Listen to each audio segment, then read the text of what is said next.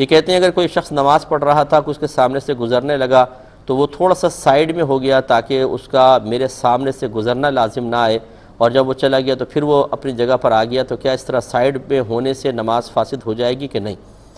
دیکھیں یہ شریعت نے اس کی اجازت نہیں دی ہے، بلکہ اس کا حکم یہ ہے کہ آپ جب نماز پڑھ رہے ہیں کہ کوئی شخص گزرنے لگے تو سبحان اللہ زور سے کہیں تاکہ اس کو پتہ چل جائے کہ آپ نماز پڑھ رہے ہیں۔ یا یہ بھی کر سکتے ہیں کہ آپ ایک ہاتھ کم از کم جیسے نکلنے لگا ایک دم ایک ہاتھ آگے کر دیں تو وہ رک جائے، اور پھر آپ ہاتھ باندھ لیں وہ ہٹ جائے۔ تو یہ اس طرح کے طریقے اختیار کرنا چاہیے، لیکن یہ کہ سائیڈ میں ہو جانا پھر وہ نکل جائے پھر آپ آگے آ جائیں، اس طرح کے عمل کرنے کی حاجت نہیں ہے، کیونکہ متبادل شریعت نے اعمال بتائیں ان کو اختیار کرنا چاہیے۔ بہن نے پوچھا کہ آپ نے کوئی وضو کا طریقہ ایسا بتایا کہ پہلے سیدھی طرف پانی ڈالیں پھر الٹی طرف ڈالیں پھر درمیان میں ڈالیں، اور میں ایسے ہی کرتی ہوں تو گھر والے کہتے ہیں تو تم بہت زیادہ پانی ڈال لیتی ہو۔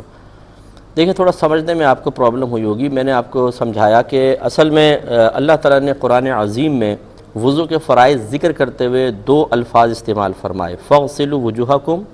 اور وَامْسَحُوا بِرُؤُوسِكُمْ۔ تو یعنی مسح اور غسل کا حکم ہے۔ غسل کا مطلب ہوتا ہے دھونا، مسح کا مطلب ہوتا ہے تری کا خشک جگہ پر پہنچانا۔ دھونے کی تعریف فقہ نے لکھی ہے کہ کم از کم 2 بوند پانی اگر کھال پر بہہ جائیں، 2 بوند، تو یہ دھونا کہلاتا ہے۔ گویا کہ اگر آپ نے ایک دفعہ پانی ڈالا مثال کے طور پر، اور ہر جسم سر کے چہرے کے حصے پر سے 2 بوند پانی بہہ گیا تو سمجھ لیں یہ ایک دفعہ چہرہ دھلنا ہوا۔ اور اگر کسی کا ہاتھ بڑا ہے مثال کے طور پر، اس نے زیادہ پانی ڈال لیا کہ 4 بوند بہہ گئیں، تو سمجھ لیں ایک ساتھ یہ 2 مرتبہ چہرہ دھل گیا ہے۔ تو میں اکثر یہ مشورہ دیتا ہوں کہ آپ بہتر یہ ہے کہ آپ جیسے آئینے کے سامنے اپنا ہاتھ یوں کریں، اس پہ 2 قطرے ٹپکائیں اور دیکھیں کہ کتنا حصہ یہ دھلا ہے، کتنا تری آئی ہے، پھر 2 مزید ڈالیں، پھر 2 مزید ڈالیں۔ 6 بوند جب آپ بہائیں گے، جتنا پانی آپ کو اس وقت نظر آ رہا ہے، جتنا ہاتھ یہ دھلا ہے، سمجھ لیں 3 مرتبہ دھل چکا ہے۔ بس یہی مقدار آپ کو چہرے پر کرنی ہے۔ وہ جو میں نے ایک وضو کا طریقہ بتایا یہ بہت ہی زیادہ عوام کے لیے ہے کہ وہ اکثر ایسا کرتے ہیں کہ سامنے پانی ڈال لیتے ہیں، پیشانی پہ چھوڑ دیتے ہیں، خشک رہ جاتی ہے، یا مسح کر لیتے ہیں، سائیڈ کے حصے ان کے خشک رہ جاتے ہیں۔ تو یہ سمجھایا تھا کہ پہلے آپ سیدھی طرف پانی ڈالیں، پھر تھوڑا سا پانی ادھر سائیڈ میں ڈالیں، تھوڑا سا پانی ادھر ڈالیں، تو پھر یہ ایک دفعہ چہرہ دھلنا کہلائے گا، کیونکہ آپ نے اب پورا چہرہ کور کیا ہے۔